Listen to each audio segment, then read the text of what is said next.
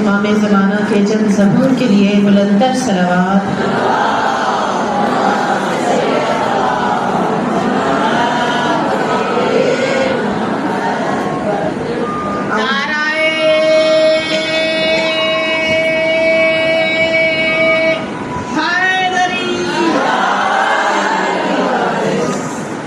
اعوذ باللہ من الشیطان الرجیم، بسم اللہ الرحمن الرحیم، الحمد للہ الملک الحق المبین خالق السماوات والارضین، والصلاة والسلام علی صاحب الدعوة النبویہ والعصمة الفاطمیہ والسودة الحیدریہ والحلم الحسنیہ والشجاعة الحسینیہ والعبادة السجادیہ والمعاصر الباقریہ والآثار الجعفریہ والعلوم الكاظمیہ والحجج الرضویہ والجود التقویہ والنقاوة النقویہ والحیبة العسکری والغیبة الإله القائم بأمر اللہ، اللہم غفر فیہ حظی من برکاتہ وسحل سبیلی إلی خیراتہ ولا تحرمنی قبول حسناتہ یا حادیا إلی الحق المبین۔ بلندتر صلوات۔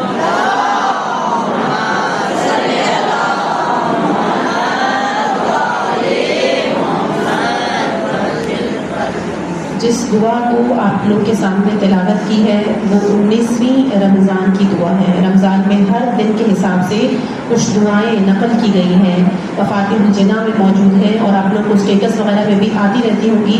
تو یہ دعا 19ویں رمضان کی ہے کہ جہاں ہم کہہ رہے ہیں خدایا آج کے دن اس ماہ کی برکتوں کو میرے نصیب میں زیادہ قرار دے، میری راہ کو آسان کر دے، اس ماہ کی نیکیوں تک پہنچنے کے لیے مجھے محروم نہ رکھ، اور اس ماہ کی نیکیوں کے قبول کرنے سے اے روشن حق کی طرف ہدایت کرنے والے۔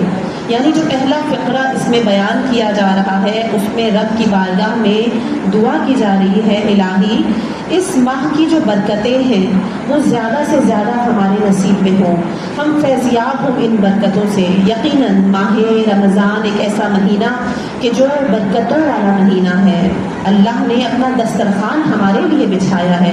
ایسا ہو سکتا ہے کہ اللہ اپنے دسترخوان سے ہمیں خالی لوٹا دے، لیکن ہم وہ لوگ ہیں کہ جو اگر کوئی سکہ بھی ملتا ہے کہ یہ برکت کا ہے تو ہم اس کو اپنے پرس میں رکھ لیتے ہیں کہ برکت آئے گی، مولا رضا کا سکہ ہو یا کوئی چیز مس ہوئی بھی ہو، تو یعنی ہم لوگ چاہتے ہیں کہ ہماری زندگیوں میں برکت رہے۔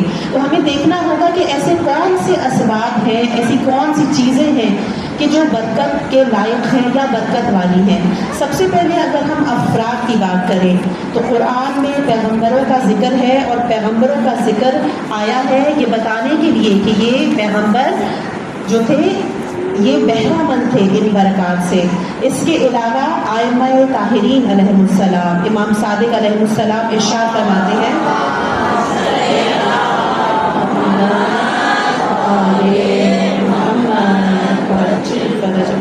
ہمارے وجود کی برکت سے درخت ثمردار ہوتا ہے، نہریں جاری ہوتی ہیں، آسمان سے پانی برستا ہے، زمین سے پودے اگتے ہیں۔ یعنی اس وقت ہماری سرزمین میں جو یہ بارشیں ہوتی ہیں، جو پودے نکل رہے ہیں، ہم جو کچھ کھا رہے ہیں وہ کس کی برکت سے ہے؟ میرے امام زمانہ کی برکت سے ہے۔ کیونکہ یہ معصومین اگر ہماری زندگیوں میں جو برکتیں ہیں، ہمارے اوپر سے جتنی بھی مشکلات دور ہیں، وہ یقیناً اپنا ایمان کامل کر لیجئے کہ ہمارے اوپر نظر کرم ہے میرے مولا کی۔ اگر امام زمانہ کی ایک لحظہ کے لیے بھی نظر ہٹ جائے تو ہم تباہ و برباد ہو جائیں گے۔ اسی طرح قرآن میں یہ بیان کیا گیا کہ برکت کے حامل صاحبان ایمان بھی ہوتے ہیں۔ اے نوح کشتی سے اترو، ہماری طرف سے سلامتی ہی سلامتی ہے، برکتوں کے ساتھ اترو، اور یہ سلامتی اور برکتیں اس قوم پر بھی ہیں کہ جو آپ کے ساتھ موجود ہے۔ یعنی قرآن میں کیا فرمایا جا رہا ہے حضرت نوح کو کہ تم پر تو سلامتی ہے ہی، لیکن تمہاری ساتھ جو قوم ہے، یعنی وہ نبی خدا کو ماننے والی قوم تھی، وہ ان کا ساتھ دینے والی قوم تھی، اسی لیے وہ لوگ بھی برکتوں والے ہیں۔ تو اب جو بھی آپ کو اس زمانے میں نظر آئے گا انبیاؤں کی پیروی کرنے والا، ائماؤں کی پیروی کرنے والا، وہ شخص بابرکت ہے۔ اس کا ذکر آپ اپنی زندگیوں میں کریں گے، آپ کی زندگیوں میں برکتیں آ جائیں گی۔ اور اس کی مثال، سب سے بڑی مثال شہید رہبر معظم ہے یہ ایسی شخصیت کی جو برکتوں سے پر ہے. ان کا چہرہ دیکھتے ہی اگر آپ یقین جان میں دل پہ ہاتھ رکھ کے بولیں ان کا چہرہ دیکھتے ہی ایک ایسا سکون ملتا ہے حتیٰ کہ ہم کبھی ان سے نہیں ملے. لیکن یہ وہ برکتیں ہیں کہ جو خدا نے ان کے وجود میں رکھی کیونکہ یہ خدا کی حکم کو مانتے ہیں, یہ ائمہ کے راستے پر چلتے ہیں. اسی طرح عزیزان کچھ چیزیں ایسی ہیں جو بابرکت کہلاتی ہیں کہ جو اگر ہمارے پاس موجود ہوں. یہ تو ہستیاں ہیں, ان کی تو زندگی پر ہمیں عمل کرنا ہے, لیکن اللہ نے کچھ ایسی چیزیں بھی رکھی کہ اگر ہم خود ان کو اپنائیں اور وہ چیزیں ہمارے پاس ہوں تو ہماری زندگیوں میں برکتیں جو ابھی ہیں اس سے زیادہ ہونا شروع ہو جائیں گی. جن میں پہلی چیز ہے قرآن مجید, اور یہ تو مہینہ ہی ایسا ہے کہ جس میں قرآن نازل ہوا ہے. امام جعفر صادق علیہ السلام فرماتے ہیں صلی اللہ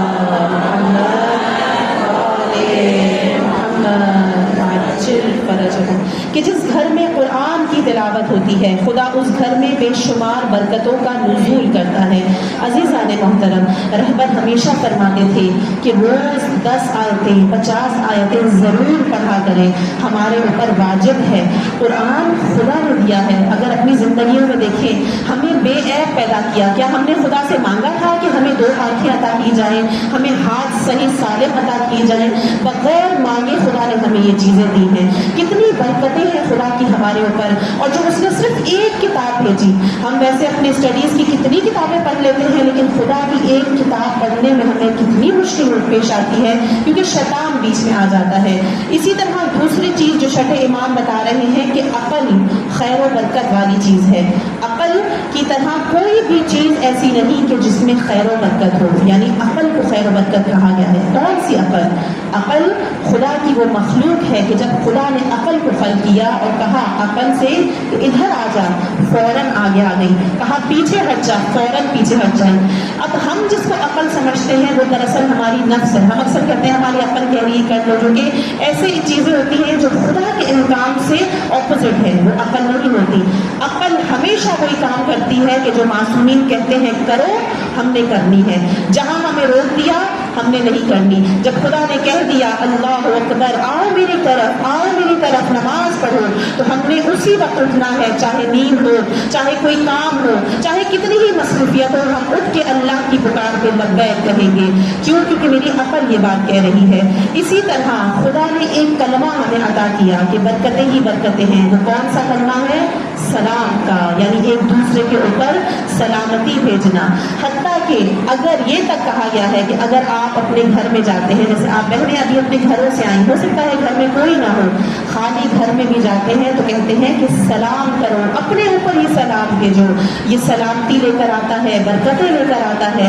عزیزان محترم, اپنے بچوں کو عادت ڈالیں کہ سلام کیا جائے. آج کل کی جو نسل ہے وہ بہت شرمیلی ہے, عموماً ان سے والدین بھی کہتے ہیں تو وہ شرماتی ہے. معصوم کی ایک روایت ہے کہ وہ شخص کنجوس ہے کہ جو سلام تک نہیں کر سکتا. سلام کے بغیر کلام کرنے سے منع کیا گیا ہے. اور اسی طرح جب خدا ہم پر بارش کو نازل کرتا ہے تو اس کا مطلب ہے خدا ہمارے اوپر برکتیں نازل کر رہا ہوتا ہے. عزیزان محترم, جو دوسرا فقرہ اس دعا کا ہے کہ خدایا میری راہوں کو آسان فرما دے اس ماہ کی نیکیوں تک پہنچنے کے لیے. عزیزان, نیکیاں کیا ہوتی ہیں؟ خیر. ہم تمام لوگوں کو نیکیاں بہت پسند ہیں. ہر کوئی چاہتا ہے کہ میرے ساتھ نیکی ہو, کوئی نہیں چاہتا کہ اس کے ساتھ بدی کی جائے. نیکی سب کو پسند ہے. تو ایک سوال بنتا ہے کہ جب انسان کی فطرت نیکی کو پسند کرتی ہے تو پھر اس تک پہنچنے کے لیے راہیں دشوار کیوں نظر آتی ہیں؟ کوئی بھی نیکی کا کام کرنا ہے, پردہ کرنا ہے, بات ماننی ہے خدا کی, قرآن کو اٹھانا ہے. موبائل اٹھانے میں پرابلم نہیں ہوتی لیکن قرآن اٹھانے میں ہوتی ہے. کیوں؟ ایسی وجہ کیا ہے کہ نیکی میں مشکلات ہیں؟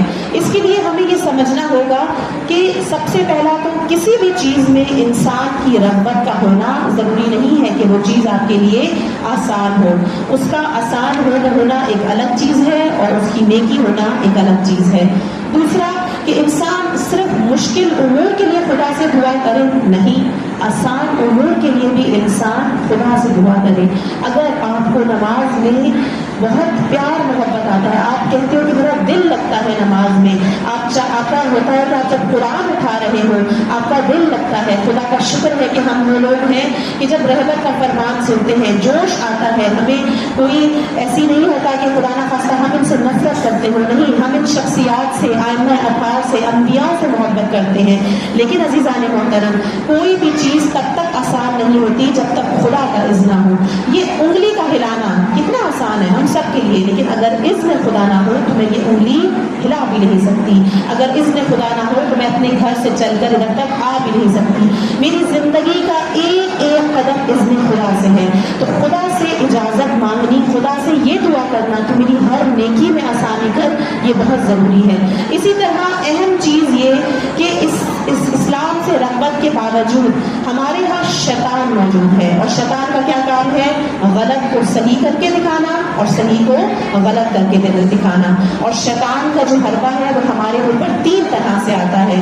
پہلا غضب کے ذریعے یعنی کہ غصے کے ذریعے, دوسرا شہوت کے ذریعے یعنی بیجا خواہشوں کے ذریعے, کھانے کی ہوس ہو, پیسے کی ہوس ہو, یہ بھی شہوت کے زمرے میں آتا ہے.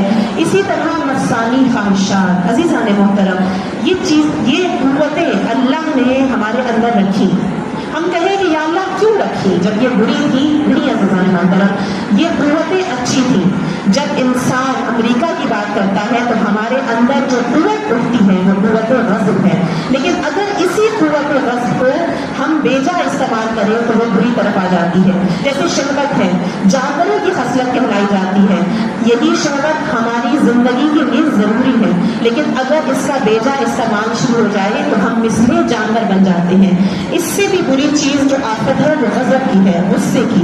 جب ہمارے اوپر غصہ آتا ہے اور ہم امریکہ مرد آباد کے نعرے لگاتے ہیں, آپ سب جانتے ہیں ابھی ہم ریلی میں نکلے تھے اور کس طرح سے ہم نے اپنے اس قوہ غضب کا اظہار کیا. لیکن اگر یہی قوہ غضب جو ہے جو ہمارے اندر خدا نے رکھی ہے اگر ہماری عقلوں پر حاوی ہو جائے اور ہم درندوں کی مانند ہو جائیں تو یہ درندوں کی صفت ہے کہ جو کہ جانوروں کی صفت سے بھی بدتر ہے. ایک صفت اس سے بھی زیادہ بدتر ہے, اور وہ کون سی ہے؟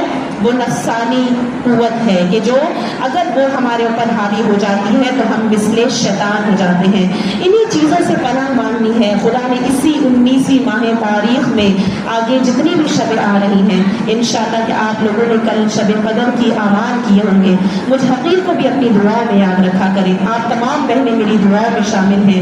قرآن میں ذکر ہے شب لیلۃ القدر کا, لیلۃ القدر خیر من الف شہر, یعنی یہ ایک رات 1000 راتوں سے بہتر ہے. یعنی آپ اگر 1000 راتوں تک اعمال کرتے رہے لیکن صرف یہ ایک رات اعمال کریں تو 1000 راتوں پہ بھاری ہے. یعنی خدا ہمیں موقع دے رہا ہے, ایک جیک پاٹ دے رہا ہے, ایک خزانہ دے رہا ہے کہ آؤ ایک ہی رات میں وہ سب حاصل کر جاؤ جو تم اپنی پوری زندگی میں حاصل نہیں کر سکتے.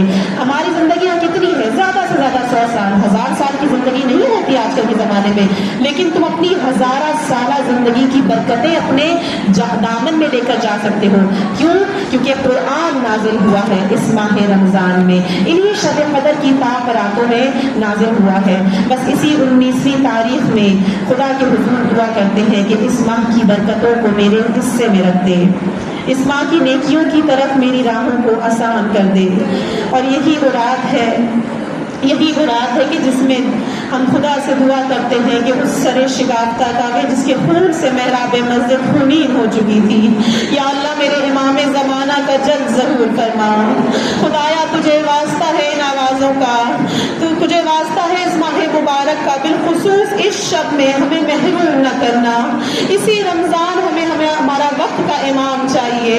بزان محترم ایام علی ہے, یہ 3 دن ہمارے لیے بہت مشکل کے ہیں. وہ علی کی جس کو فاطمہ سے محبت ہے, وہ فاطمہ کی جس کو علی سے محبت ہے. آج شب ضربت تھی, لیکن آج میں چاہوں گی اس سیدہ کا ذکر کروں کہ جب بیمار ہے لیکن مولا کو نہیں بتاتی کہ مجھے کیسے زخم لگے ہیں, لیکن جب علی کا زخم